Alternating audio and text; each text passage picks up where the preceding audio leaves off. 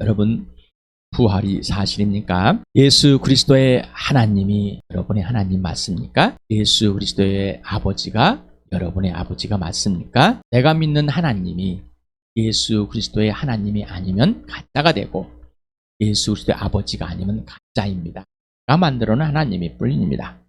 이 시간에 나의 하나님, 나의 예수님이라 고백이 하나님께서 알려주신 그 하나님, 예수님께서 알려주신 그 예수, 바로 하나님께서 죽은 사람들 가운데 살리셔서 나의 주님으로 마음 중심에 모시고 그 내 마음 중심에 있는 예수가 입술로 고백하는 그 주인이 바로 아버지께서 살려내신 바로 그 예수. 그래서 그 예수를 만나고 그 하나님을 믿었기 때문에 그 예수의 하나님이 나의 하나님, 그 예수의 아버지가 나의 아버지가 되는 그 축복을 이 시간 함께 누려봅시다. 오늘 이 시간에 왜 하나님만 오르신가라는, 왜 하나님만, 하나님이 오르시다는 것을 뭘로 증명했다고요? 부활로. 하나님만 정의 공의시다, 부활로. 그리고 하나님께서 정의이시기 때문에 이 세상을 심판하신다는 사실을 또한 부활. 그래서 오늘은 하나님만 오르신 분입니다. 하나님 중심 대 사람 중심. 누구만 옳다고요? 하나님만 옳다. 우리는 옳다고 생각을 할 때 내가 이해돼야지만이 하나님이 옳다고 생각. 내가 이해할 수 있는 하나님이라면은 그분은 하나님이 아니라 내가 만들어 놓은 신일 뿐입니다. 여러분은 부활이 이해돼서 부활을 믿었습니까? 예수를 믿고 나서 이해돼서 믿었다고 착각 속에 빠지는 사람들이 참 많습니다. 먼저 이사야서 55장 8절 9절 지난주에 했습니다. 함께 읽겠습니다. 시작. 나의 생각은 너희 생각과 다르며 너희의 길은 나의 길과 다르다. 주님께서 하신 말씀이다. 하늘이 땅보다 높듯이 나의 길은 너희 길보다 높으며 나의 생각은 너희 생각보다 높다. 여호와 하나님께, 야훼 하나님께서 하신 말씀이다. 나에게 직접 하신 말씀 1대1로. 석현아, 내 생각은 석현이 네 생각과 달라. 석현이의 길은 나의 길과 달라. 하늘이 땅보다 높듯이 하나님의 길은 석현이의 길보다 높으며 하나님의 생각은 석현이의 생각보다 높아. 성경의 좋은 말이 아닙니다. 성경책에서 좋은 말을 끄집어내서 여러분에게 소개하고 여러분에게 암송하는 게 아닙니다. 나의 하나님이 누구신가를 직접 내가 하나님과 1대1로 인격적으로 만나서 그 하나님이 나에게 지금 말씀하시는 그 소리를 들어야 되는 겁니다. 성령이 이 성경의 저자라고 그랬습니다. 하나님의 영, 진리영이 이 성경을 직접 여러분에게 말씀해 주시고 읽어주시고 소개해 주고 이해시켜 주고 설명해 주고 있습니다. 내게 맞는 성경 구절을 찾아내서 이에 맞는 끼워 맞추려고 하지 마시기 바랍니다. 하나님의 생각은 여러분 한 사람 한 사람의 생각과 다릅니다. 하나님의 길은 여러분의 길과 다릅니다. 그 사실이 여러분이 영적으로 죽은 자 가운데서 살아났다는 것으로 증명이 된 겁니다. 예수 그리스도를 죽은 사람 가운데 살리셔서 이 부활로 여러분이 예수를 믿게 해주심으로 은혜로 구원 얻게 해주심으로 이 사실이 여러분에게 직접 증명이 됐다는 겁니다. 그럼에도 불구하고 우리는 계속해서 왜 내가 하나님을 이해하려고 이해돼야지만이 하나님을 신뢰하고 싶으십니까? 그래서 옛사람이 죽어야 된다. 자아가 깨졌다. 여러분의 모든 것이 깨졌다. 이미 예수께 속한 사람은 예수 그리스도와 함께 자기 정욕과 욕심을 십자가에 못 박았다. 하나님을 이해하려고 이걸 세상과 환경을 이해하려고 하는 것이 내 욕심입니까? 맞습니다. 라는 것. 오늘은 룻기를 보겠습니다. 아주 많이 들으셨죠? 네.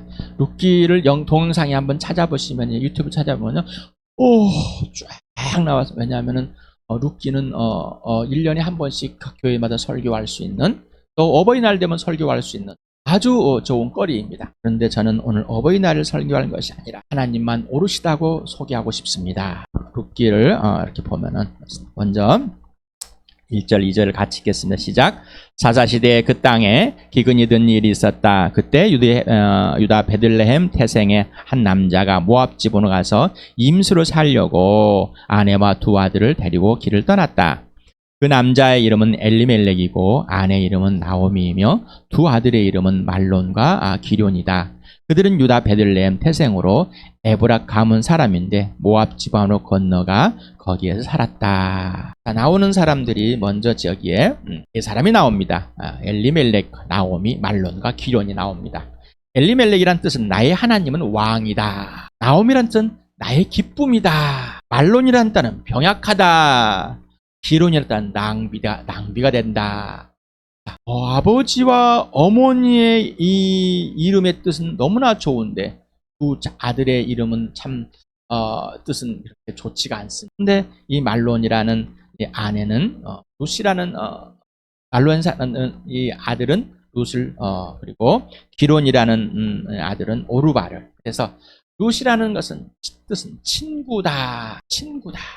예수님이 친구다라는 하나님의 친구다. 하나님이 친구다라는. 자, 그런데 오르바라는 머리털이다. 하기 많다. 이런 뜻을 갖고 있습니다. 그런데 여기에 나와 있던 나오미의 남편 엘리멜렉이 죽었습니다. 그리고 아들 둘을 결혼시켰는데 아들 둘도 죽어버렸습니다. 그런데 이제 거기에서 흉년이 들어서 이스라엘의 흉년이 들어서 동안 피했다가 이제 흉년이 근처였으니까 돌아가려고 하는데 참 막막하겠죠. 응? 남편도 없고 아들도 없고 두 며느리만 남고 또 두 며느리도 모압이라는 이방 사람입니다. 이 며느리를 고향으로 데려가서 먹여 살리는 참 깝깝했을 겁니다. 다음 보겠습니다. 나오미가 살던 곳을 떠날 때 두 며느리도 함께 떠났다. 그들은 유다 땅으로 돌아가려고 길을 나섰다. 나오미, 룻, 오르바 세 사람만 남았습니다. 시어머니 나오미와 며느리 룻, 오르바의 생각은 어떤 생각들 하고 있었을까? 시어머니는 봅시다.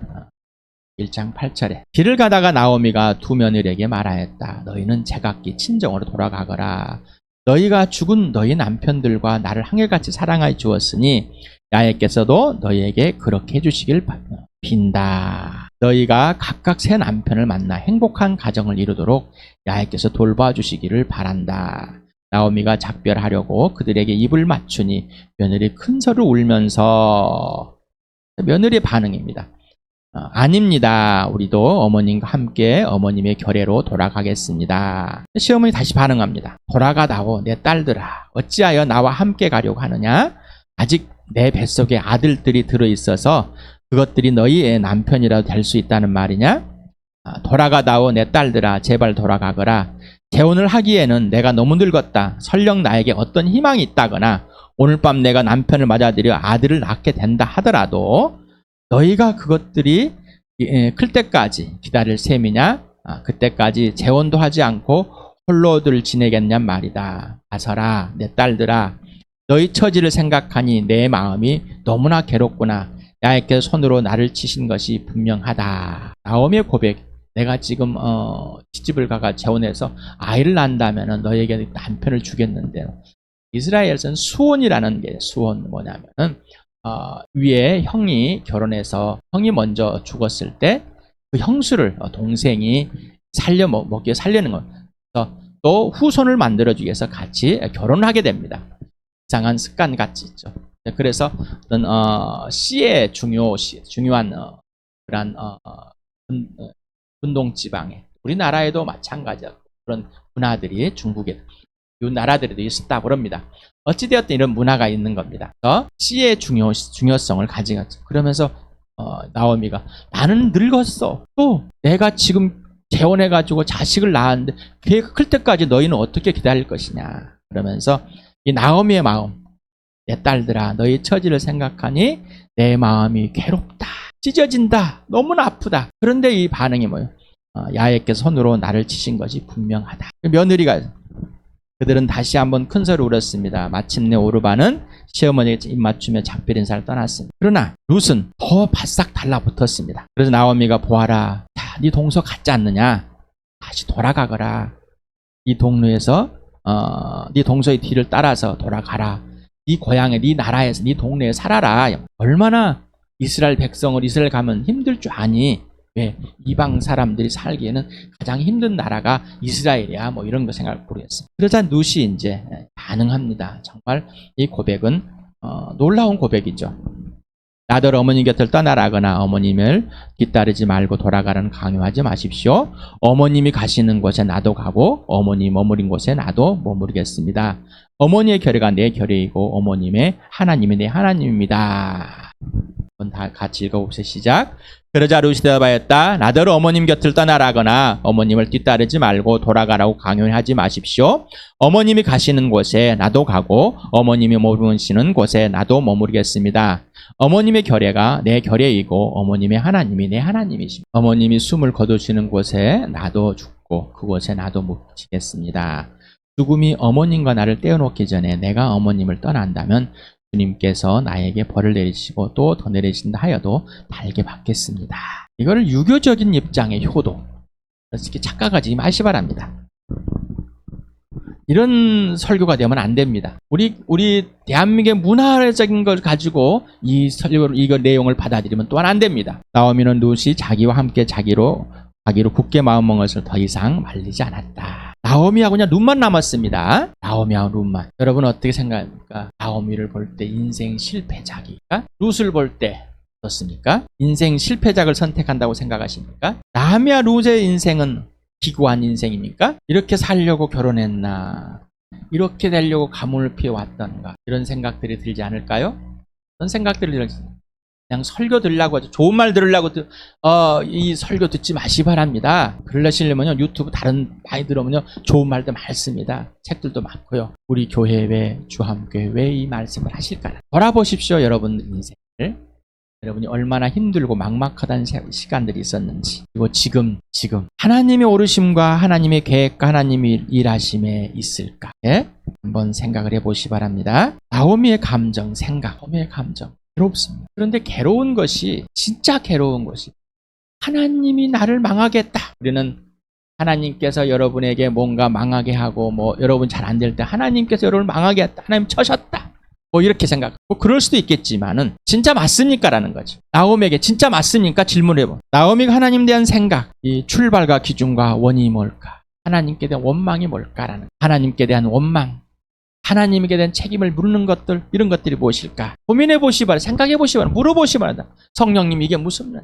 나오미는 왜 며느리들을 데리고 가려 하지 않았을까? 하나님께 원망이 되어서, 먹고 살기가 막막해서, 며느리를 책임질 수가 없어서, 동네 창피해서, 며느리들을 생각해서, 이게 옳은 생각일까요? 이게 틀린 생각일까요? 나오미의 생각. 옳고 그름의 기준은 누구예요? 예수 그리스도. 그 두 사람은 길을 떠나서 베들레헴에 이르렀다. 그들이 베들레헴에 이르니 온 마을이 떠들썩하였다. 안행들이 이게 정말 나오미인가 하고 말하였어. 오랜만에 돌아온 그 나오미를 알아본 것만 대단한 겁니다. 나오미가 그들에게 대답하였다. 나를 나오미라고 부르지 마십시오.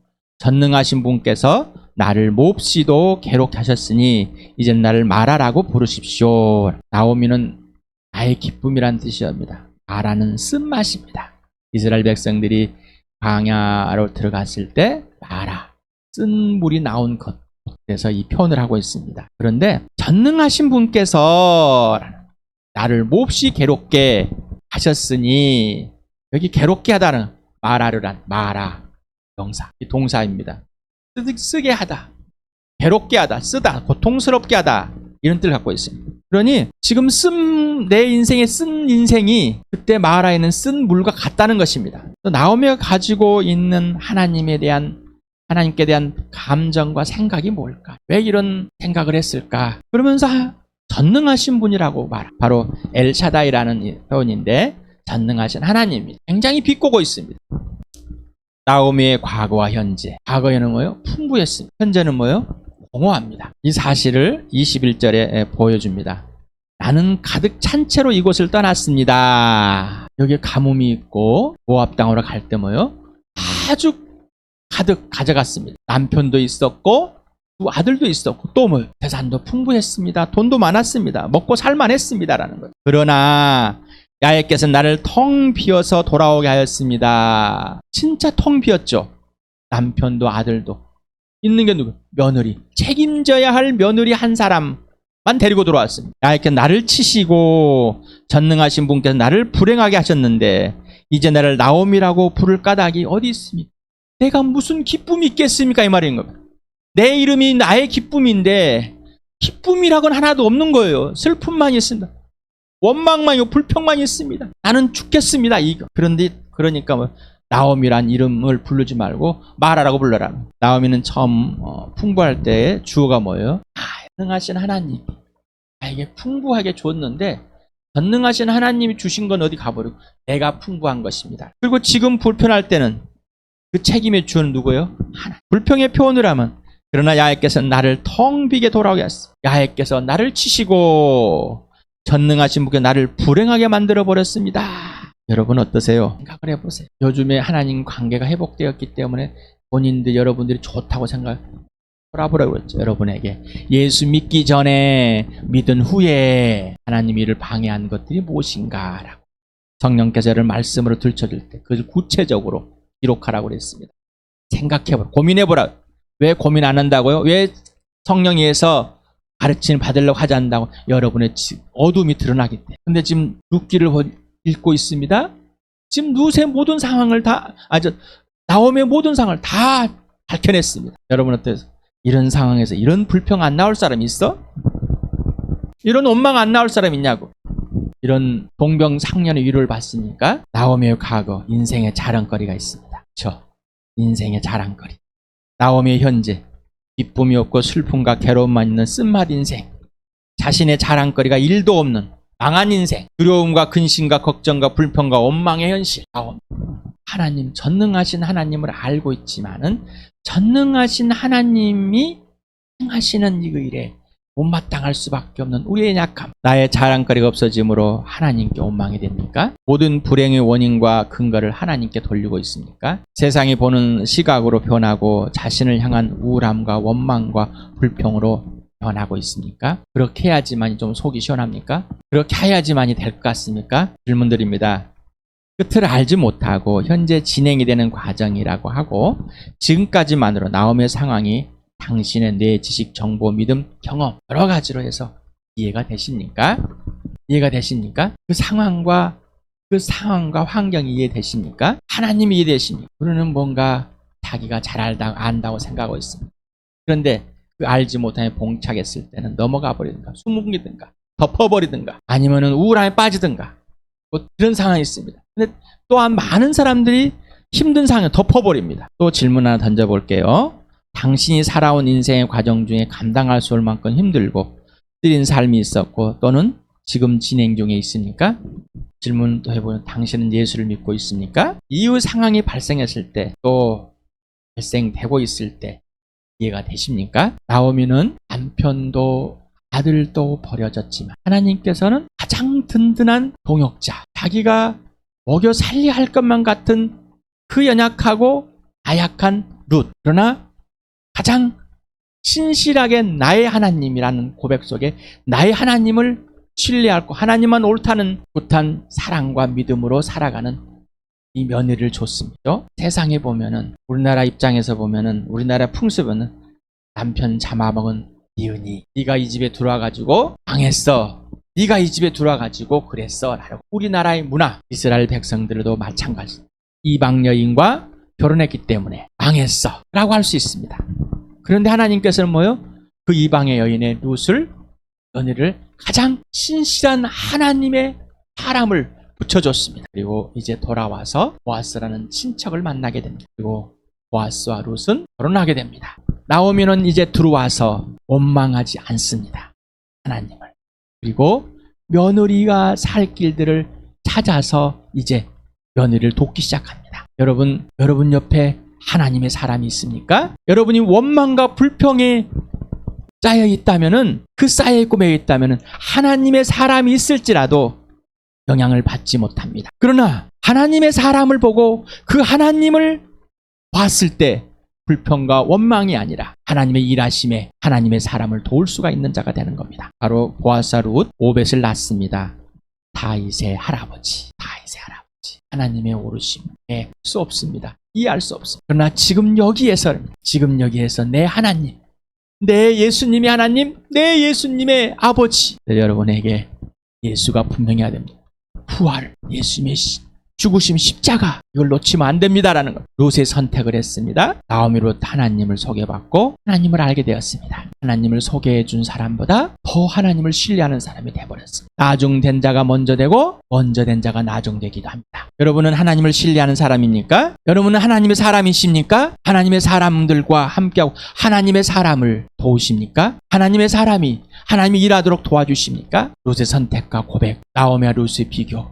어머님의 결례가 내 결례, 어머님의 하나님이 내 하나님. 시어머니 당신이 소개해준 그 하나님이 이제 내 하나님이 되었습니다. 임석현이 여러분에게 소개해드린 예수님이 하나님께서 죽은 사람들을 가운데 살리신 그 예수가 맞습니까?